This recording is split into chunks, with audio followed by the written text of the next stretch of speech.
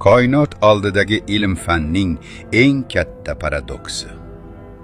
Biz koinotda yolg'izmizmi? Agar koinot shunchalik ulkan bo'lsa, unda hayot deyarli hamma joyda bo'lishi kerak.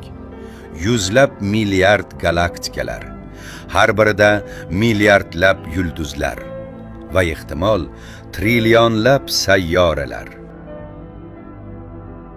Matematika shuni aytadi. Biz yolg'iz bo'lishimiz deyarli imkonsiz. Ammo hozirgi ilm-fan ham koinotni to'liq tushunishga qodir emas. Biz hali uning juda kichik qismini bilamiz. Shunga qaramay, ilm-fan juda tez rivojlanmoqda. Har yili yangi sayyoralar kashf qilinmoqda. Yangi sirlar ochilmoqda va ko'plab olimlar shunga ishonadi. Vaqti kelib, boshqa olamlarda ham hayot mavjudligi isbotlanishi mumkin.